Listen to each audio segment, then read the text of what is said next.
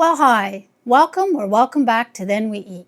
On this week's edition, we'll be making cinnamon raisin banana bread. So the first thing we need to do is preheat our oven to 350. I've already got my oven on preheating, so let's get started making the bread. So the recipe that I have makes 1 loaf of bread. I'm going to make 2 smaller loaves. It just works out better for me that way. So the first thing I want to do is I want to lightly grease my pans. I'm just going to give them a little spritz of cooking oil.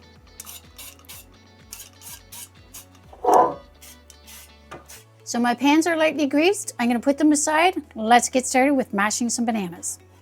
So my recipe calls for 3 to 4 ripe bananas. I have these 3 little bananas. I'm going to consider that 2. So I'm actually going to use 5, but if you've got bananas like this, 3 to 4 work. But again, mine are pretty small, so I'm going to use 5. So the first thing we're going to do is we're just going to peel them and put them in a bowl, and then we'll mash them once everything is in the bowl.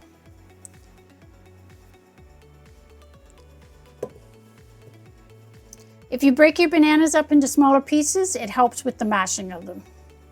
Now I'm just going to use a fork to mash the bananas, but if you had a bigger bowl and you needed to, you could always use a potato masher.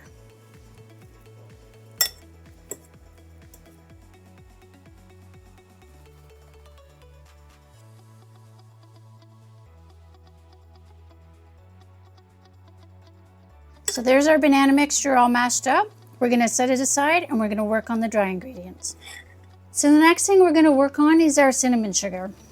So I've got 1/3 cup of white sugar, granulated sugar. And to our sugar, we're going to add 1.5 teaspoons of cinnamon.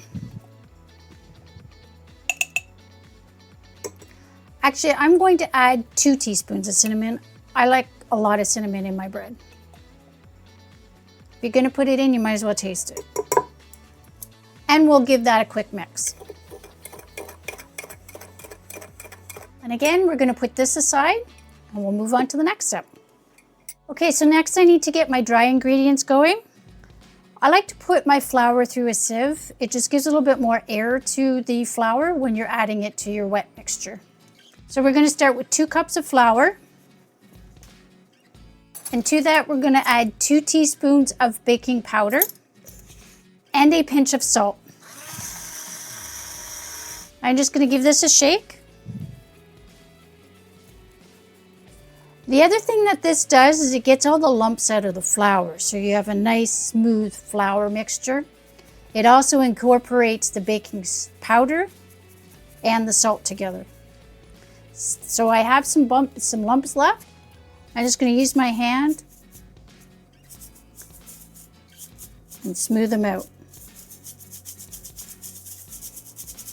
Now I have a little bit of stuff left. That's the granulated salt that I use because I use sea salt.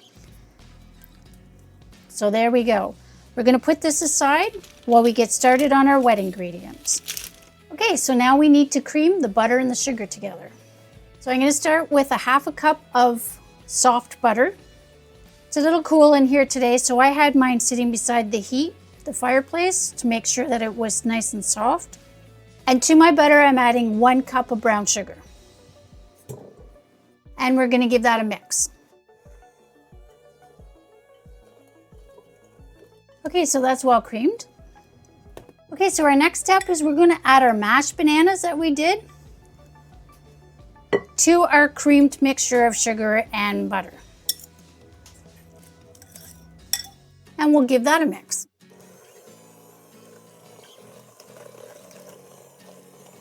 And now we're going to add 2 eggs. I'm going to add 1 egg, mix it in, and then I'll add the second egg. You want to make sure that you get the first egg well incorporated before you add the second one.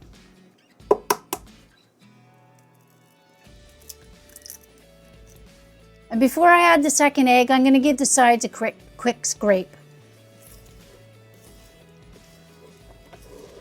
And in goes the second egg. Let's get this one mixed in. Okay, so that looks well incorporated.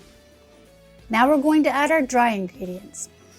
Now I'm only going to add about half my flour mixture to this, and then I'm going to give it a mix, and then I'll add the rest.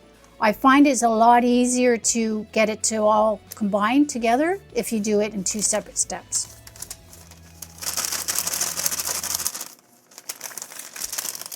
So we'll add that much. Give her a mix. I'm going to add the second batch of flour to the mixture, and then I'll scrape the sides down again. So there's the rest of our flour. Give it a quick mix. You want to make sure that it's fully incorporated. I'm going to give the sides a quick scrape.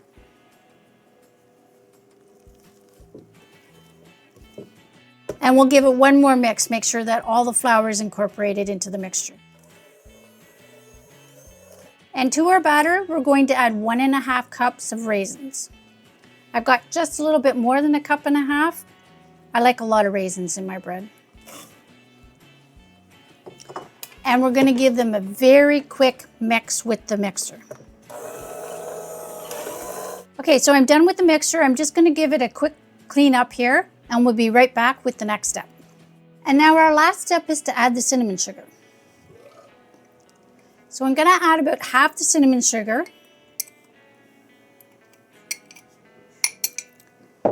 And I'm going to give it a mix with my scraper. And now with the other half of the cinnamon sugar, I'm going to mix it in, but I'm just going to give it a really quick mix so that it should be swirled within the mixture.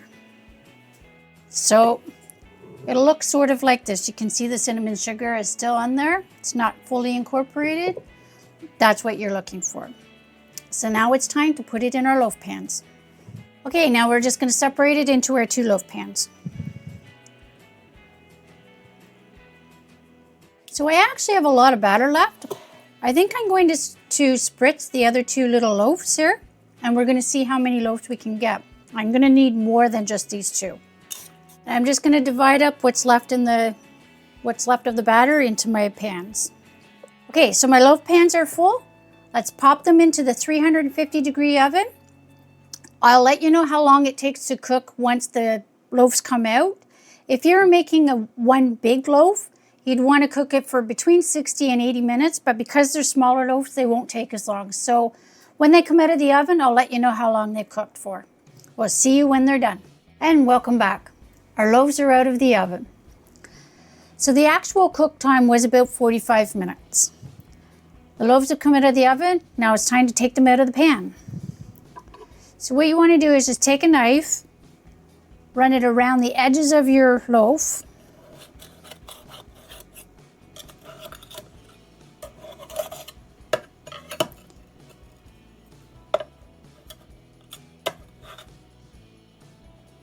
And it should just lift right out of the pan. And there you go. Now for the fun part. We get to cut it and try it. So there's what it looks like.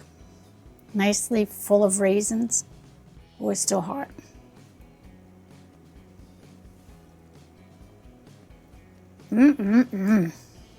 That is so good. That is the best cinnamon raisin banana bread I've ever had. You get the nice flavor of the bananas through it. You get the nice sweetness of the cinnamon sugar. And you can't beat those raisins. So that pretty much does it for this video.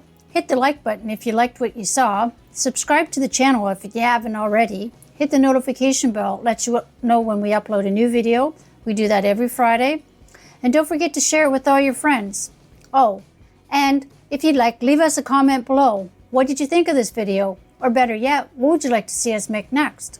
And don't forget, first we cook, then we eat.